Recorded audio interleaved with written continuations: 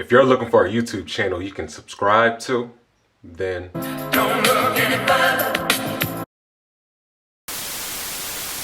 Hey, what's up YouTube? It's your homeboy Lee Sean Anderson, and I'm back with another video reaction. And the name of this video is called You Can't Just Make This Stuff Up. Let's watch this video together. Like, comment, and subscribe. And let's take this journey, alright? I'm trying to be animated, alright? I like this music already. Just the other day, I read about this relatively old story involving Vince McMahon feuding with the NBA. I thought it was very interesting and immediately wanted to share it with you guys. But obviously it wouldn't be long enough for its own video, so I figured why not collect some more random NBA facts that just might blow your mind. Alright, enjoy the video. I like the NBA. If you were to take a trip down memory lane, there's always that one commercial that to you never gets old. And for many basketball fans, actually, it's the Nike freestyle commercial. Oh, when they make the beat.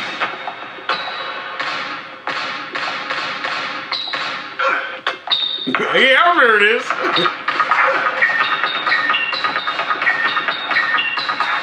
Greatest basketball commercial of all time. Yes, I said it.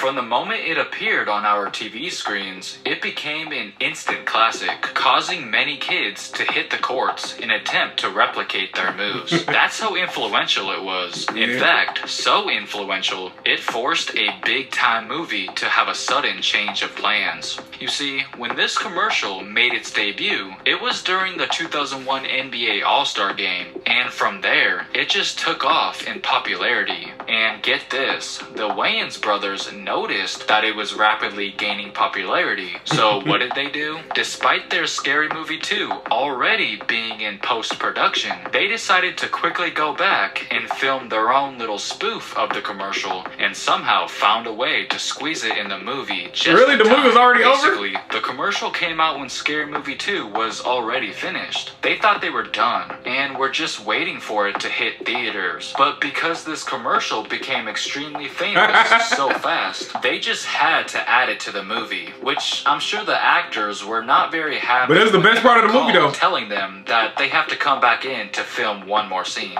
But thankfully they did, because I think it went down as one of the best scenes in the entire movie. It was. That was the best part. Yo, you know, wheelchair spinning around. That mug's funny. During ABC's live coverage of President Obama's inauguration in 2013, anchor George Stephanopoulos spotted an absolute legend in the crowd, but it would turn out to be the wrong one. And look at that crowd gathering now. There's Morgan Freeman, I think, right there on the Capitol steps. Bill Russell, I'm sorry. He's dirty. He confused one of the greatest basketball players of all time, Bill Russell, with one of the greatest actors of all time, Morgan Freeman. I mean, I guess I can see why he thought that. He literally had a clue right in front of his face. Russell was wearing a Celtics hat with even his number 6 on it as well. And he said Morgan Freeman. The slip-up was pretty hilarious, but what wasn't so funny was the mistake BBC News made. When Kobe passed away, it seemed like every single news channel was talking about it. Even the British Broadcasting Corporation. They told their viewers of the tragic news while showing a picture of Kobe and his daughter Gianna. But then, for some reason, the segment randomly cut to some footage of LeBron highlights. His list of achievements is long. An all-star. Yo, that's dirty. And an Olympic gold medalist. He was unashamedly competitive.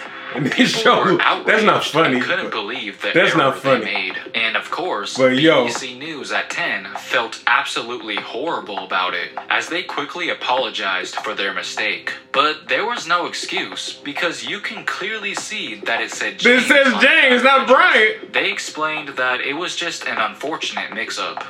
Somebody Back got in fired. 2009, believe it or not, the WWE clashed with the NBA because of a scheduling error. The dispute was over who got to use the Pepsi Center in Denver on the night of Monday, May 25th, 2009. The problem occurred when they realized that on the night that the Nuggets and Lakers were scheduled to play Game 4 of their Western Conference Final Series was also the same night that the WWE was supposed to have their event take place as well. You would think that one of the two parties would just simply reschedule, but neither of them would go down without a fight. The Nuggets owner Stan Kroenke and the WWE chairman Vince McMahon were in a sticky situation, and I'm pretty sure you can guess who ultimately won the battle: the Denver Nuggets, because they were in the middle of a playoff series, so of course they were top priority, along with the fact that Stan Kroenke wasn't just the owner of the Nuggets, he was also the owner of the freaking Pepsi Center itself. So, of course, what he says goes. And obviously, Vince wasn't too thrilled by this at all, as he claimed that the WWE were penciled in months in advance, but were just thrown to the side like nothing.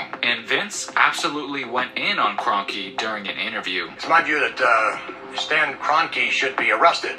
He should be arrested for impersonating a good businessman. A good businessman doesn't book a World Wrestling Federation live televised event on Monday night, realizing that his team, in all likelihood, would not make the playoffs. I think that the Denver Nuggets fans had a lot more faith in terms of the team making the playoffs than the owner, Stan Kroenke. So, just as you thought he was finished, he dropped the mic on him. I don't wish, indeed, the Denver Nuggets any harm, but I'd like to give this personally to Mr. Kroenke. As soon as Kobe jersey? Alright, sir. He was openly rooting for the Lakers because he obviously knew that they were the Nuggets' opponent at that time. The Nuggets may have won the battle, but it looks like Vince McMahon won the war by getting his wrestlers to dress up in Lakers and Nuggets uniforms. Wow, you really petty! Who Vince had winning the match. Petty, yes, but also pretty hilarious at the same time. It's no secret that the Sacramento Kings and the LA Lakers haven't particularly been the biggest fan of each other in recent memory, due to their heated rivalry dating all the way back to the early 2000s. They went to war multiple times in the playoffs, and hardly had any respect for one another. We're not worried about the Sacramento Kings. They're a great WNBA team. There were many things that were said, but the one thing that the Kings and their fans really took offense to was what Phil Jackson said about them. He called Sacramento, and I quote, an old cow town. The fans were not going to let Sacramento's a beautiful city. I don't know what you're talking about. Price. So guess what? People started bringing actual cowbells to the game. That's the reason why. Oh wow! To Western Conference Finals just to piss him off. Sitting behind the visitors' bench with them, and it worked, as Phil Jackson would end up complaining about the noise in the arena, even having to wear earplugs because it was so loud. They made a killing by selling the cowbells to the fans. It's been sort of a team tradition to this day. Wow, I never knew that. Sacramento has had real disdain for Jackson ever since he made that comment. I'm sure I'm not the only one who binge I remember they used to do that in the playoffs. Slam dunk contest on YouTube every once in a while. But during your search of them, have you noticed that the highlights for the 1998 dunk contest, as well as the 1999 dunk contest, can't be found anywhere? Well, that's because they don't even exist. Obviously, we all know that the 1999 one didn't happen because of the NBA lockout, but you might not have known that there was no slam dunk contest in the year 1998 either. And the reason is because the year before, which was 1997, was so bad that the NBA actually decided to get rid of it altogether. The most memorable dunk in that year's contest is probably the Kobe between the legs one. And I think that happened in Cleveland too. It was as basic and underwhelming as it gets. The fans were unamused to say the least. So the following year, the NBA decided to just replace the dunk contest with another contest called Two Ball, which was a shooting event consisting of not only NBA players but also WNBA players, similar to the Shooting Stars Challenge. And as I'm sure you guessed, it didn't last very long. Now, the dunk contest definitely has its flaws, but I can almost guarantee that every single one of you would be pretty upset if the league decided to cancel the event again. So I think we should all thank Vince Carter for making it popular again in the year 2000. He certainly resurrected the dunk contest.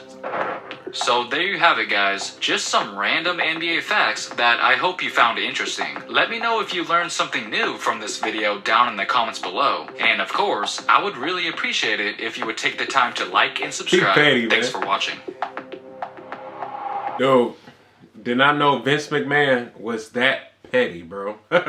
He funny petty, but still petty regardless. And another thing too, I didn't know about Sacramento Kings. That's the reason why they had the Cowbells when they used to make the playoffs. That's a pretty cool fun fact, man. I want to know, do they still hit the Cowbells against the Lakers in general? Because I don't think we're ever going to see Sacramento back in the playoffs. But I don't know. But that's going to do it with this video. Like, comment, and subscribe. And if there's any other videos you want me to react to, let me know in the comments below. All right, I got you. Take care of your body. Drink lots and lots of water. And I'm out. Dose. All right. Be safe.